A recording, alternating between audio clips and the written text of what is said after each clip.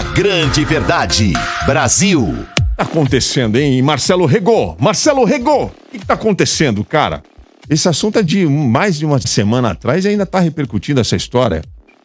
E rendendo muito, viu, Alder? Rendendo bastante essa história, porque agora ganhou novos componentes, né? Vamos só recapitular, porque tem gente que não acompanhou isso aí. Não é todo mundo que tá ligado nas notícias ou nas redes sociais como a gente, né? Nós somos uns doentes, a gente não sai da rede social, a gente não sai da TV, dos jornais, mas tem gente que não tá acompanhando. Então a gente precisa explicar. Todo mundo deve conhecer o jogador de vôlei Maurício Souza, da Seleção Brasileira. Ex-jogador da Seleção Brasileira, porque aconteceu um incidente com ele na semana passada. Ele fez uma postagem no Instagram dele criticando um desenho, uma imagem de uma nova história em quadrinhos que a DC Comics vai lançar, em que o filho do Superman aparece beijando outro rapaz numa cena homoafetiva. E aí o Maurício Souza se posicionou. Tem um post do Maurício Souza aí? Esse é o Instagram lá, do Maurício Souza, o jogador. Ele escreveu lá: ah, é só um desenho? Não é nada demais? Vai nessa que você vai ver onde vamos parar. Foi isso que ele escreveu. Bom, enfim, isso aí rendeu uma grande repercussão e culminou com a demissão dele, a rescisão do contrato dele no Minas Clube, por conta da pressão dos patrocinadores, no caso a Fiat e a Gerdau, e forçaram a barra ali para ele sair, para o clube tomar uma decisão mais drástica. E a história parece que tinha sido encerrada, né? Mas não foi, né, Marcelo Rego? O que aconteceu? Explica de novo aí. Não, Alder, a história não foi encerrada, né? O Maurício, aliás, hoje já fez novas declarações também, que, do meu ponto de vista, tão absurdas quanto, onde ele, na verdade, reconheceu o seguinte, que ele não queria nem pedir desculpas, que ele só fez, por exemplo, um pedido de desculpas por pressão dos patrocinadores, e ele ficou com receio de isso prejudicar os companheiros de equipe. Por isso que ele fez ali aquele pedido de desculpas. Primeiro no Twitter, né, onde ele não tinha um número muito grande de seguidores, e ele havia feito esse comentário no Instagram. Na época ele tinha 200 mil seguidores, e a gente percebeu que, na verdade, ele conseguiu até capitalizar isso daí, porque hoje ele está com quase 3 milhões de seguidores no Instagram. Caramba! De 200 mil seguidores, ele pulou para 3 milhões nesses dias? Quase 3 milhões. Hoje, à tarde, ele estava com 2 milhões e meio, um negócio assim. E ele assumiu também, hoje ele deu uma declaração assumindo, já foi, inclusive, procurado por alguns partidos políticos. Isso estava na cara, né, que ele ia se candidatar, né? É mais uma figura que a gente vai ter que encarar no ano que vem, né? Ele e um monte de outros aí que vem nessa mesma leva. Mas você falou um negócio aí, você disse que o Maurício disse hoje que ele não queria ter pedido desculpas, é isso? Isso, ele não queria ter feito aquele pedido de desculpas. Que eu acho que, na verdade, o ponto central, usando até a posição dele, né, onde ele joga, que ele é central, o ponto central é que a demissão dele foi causada não pelo post que ele fez, apenas pelo post, mas, na verdade, nessa insistência dele de não ter feito pedido de desculpas, de não ter reconhecido. Aí ele alegou o seguinte hoje, que ele só fez o pedido de desculpas por causa da pressão dos patrocinadores, que iam retirar a verba de publicidade, e aí, para não prejudicar os companheiros de equipe, ele fez aquele pedido de desculpas. Então, isso é uma coisa que eu vi nas redes sociais. Estão dizendo assim, mas poxa, ele não merecia ter sido demitido só por causa de um post, só por causa de um Instagram. Na verdade, você está contextualizando bem aí, Marcelo. É uma série de situações aí. Ele teve a oportunidade de se desculpar mais de uma vez, não foi? O clube mais de uma vez, pelo menos duas vezes. O clube pediu para ele postar um pedido de desculpas ali e isso não aconteceu, né?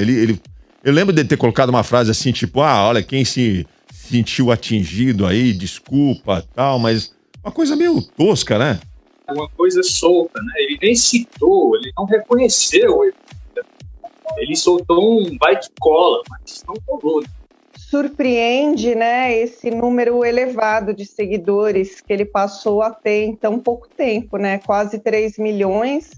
Então, é um reflexo do que é o Brasil.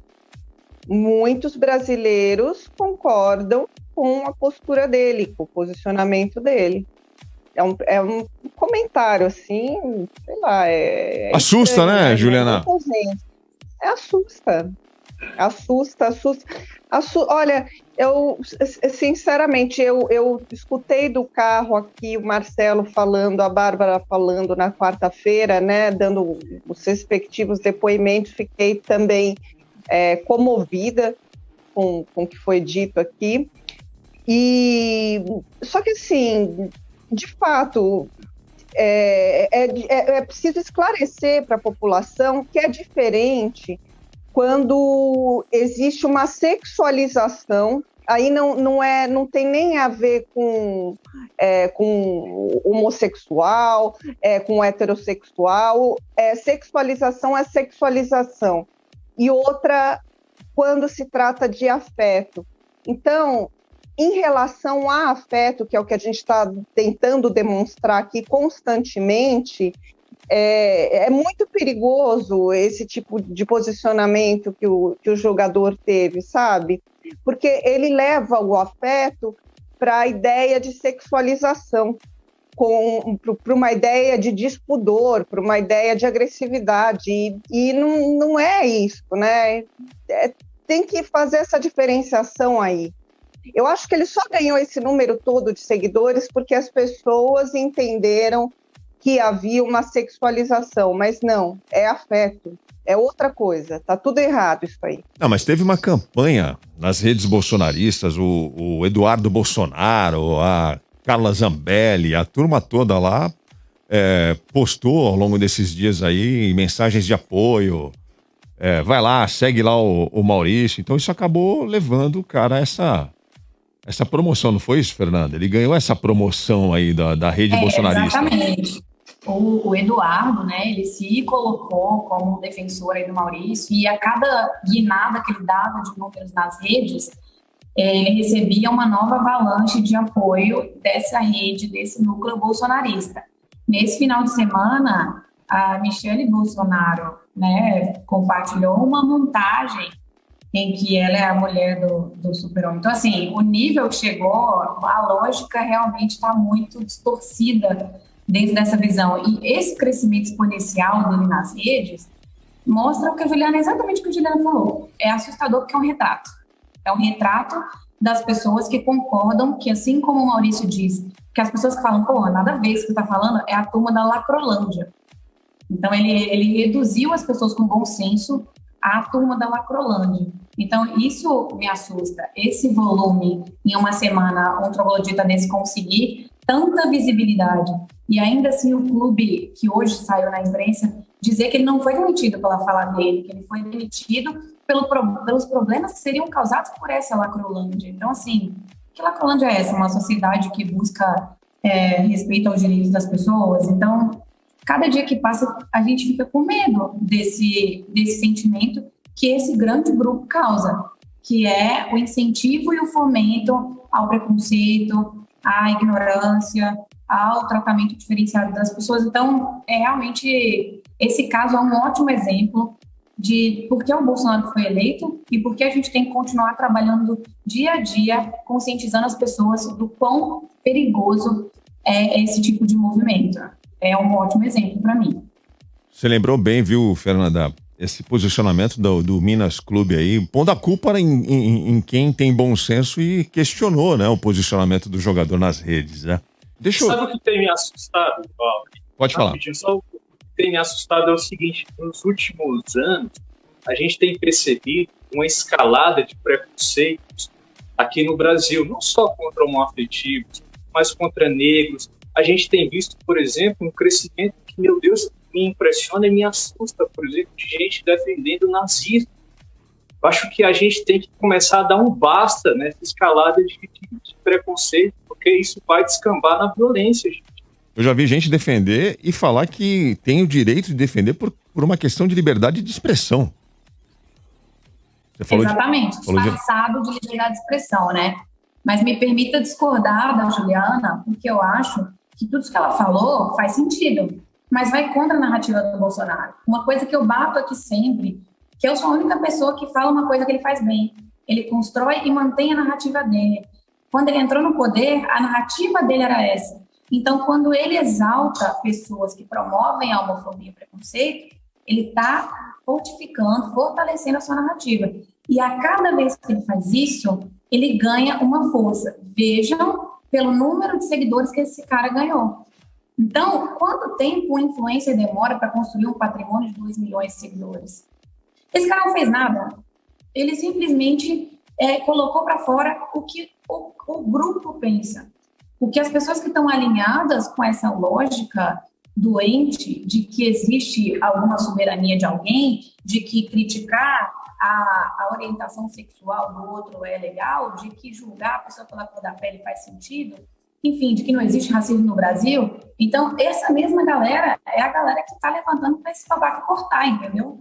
Então, eu acho que isso, para eles, é um super ponto. Deixa eu entrar nessa história. Eu sempre falo aqui que eu não sou especialista em porcaria nenhuma, mas a minha humilde experiência em comunicação me obriga sempre a pensar assim, como é que o outro lado está entendendo essa história? Vocês todos trabalham com comunicação, vocês sabem que comunicação não é aquilo que a gente fala, é aquilo que o outro entende. Então, a gente não pode subestimar a ignorância de alguns que talvez não... Ignorância, por favor, no melhor dos sentidos, tá? Não estou aqui querendo ofender ninguém, mas todos nós somos ignorantes de alguma maneira. Mas a gente não pode subestimar a dificuldade que algumas pessoas têm de enxergar aquilo que para nós é muito claro. Por exemplo, nesse episódio, tem muita gente que não consegue perceber que há homofobia naquele post do Maurício. Que não acha que tem homofobia ali. E insiste na tese de, aquilo é a opinião dele. Ele tem o direito de dar uma opinião. Ele tem o direito de se expressar livremente. Afinal de contas, nós não vivemos uma democracia. Tem muita gente falando isso. Que não enxerga o crime de homofobia no post do Maurício. E aí a gente tem duas imagens aqui que eu vou pedir pro Leandro só. Primeiro o post do Maurício, de novo. O Instagram do Maurício, jogador Maurício Souza, em que ele coloca a foto do filho do Superman beijando outro rapaz. E a manchete dessa notícia é: Superman, filho de Clark Kent, assume ser bissexual. Aí o Maurício escreve do lado: é só um desenho, não é nada demais. Vai nessa que vai ver onde vamos parar. Você que está ouvindo isso, você que leu isso, não enxergou homofobia aí? Temos uma outra imagem que talvez ajude você a entender. Solta o Capitão América aí. Aí nós temos a imagem do Capitão América. Olha a manchete que a gente colocou aí. É uma manchete fictícia. O desenho é real. É o Capitão América, para quem não está acompanhando pelo YouTube, o Capitão América está socando o Hitler. Ele está cercado por soldados nazistas que estão atirando nele. Aí a manchete poderia ser: Capitão América assume ser judeu e que vai lutar pelos judeus. Para quem não sabe, o Capitão América é um personagem criado por um desenhista judeu, Jack Kirby, que criou justamente porque os Estados Unidos ainda não tinham entrado na Segunda Guerra Mundial e ele não se conformava com o fato de judeus estarem morrendo na Alemanha e os Estados Unidos estão assistindo impassível ao drama dos judeus na Segunda Guerra. E ele criou o Capitão América com esse propósito aí. Então dá para dizer sim que o Capitão América é um herói judeu. Aí eu coloco a mesma frase do Maurício Souza ao lado do desenho do Capitão América socando o Hitler. É só um desenho, não é nada demais. Vai nessa que vai ver onde vamos parar. Vocês conseguiram perceber aí um antissemitismo nessa frase? Tá claro isso? Não? Não tá ainda? Tem outra imagem. Bota aí, outro herói da Marvel. Esse é o Luke Cage. É um negro super forte, um personagem criado nos anos 70. Ele tá lá espancando 6 brancos que estão tentando derrubá-lo e não conseguem porque ele é mais forte, ele é um super-herói. E a manchete seria: Luke Cage assume ser negro e que vai lutar pelos negros. Aí a gente coloca a mesma frase do Maurício Souza do lado. É só um desenho, não é nada demais. Vai nessa que vai ver onde vamos parar. Tá claro agora que há um racismo aí nessa colocação ao lado desse desenho?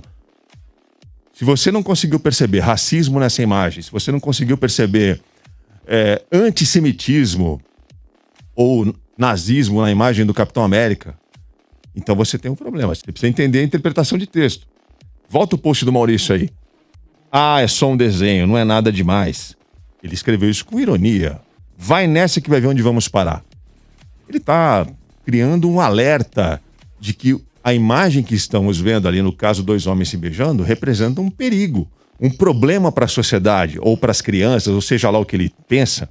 Mas ele está fazendo um alerta, porque ele teme, ele tem medo.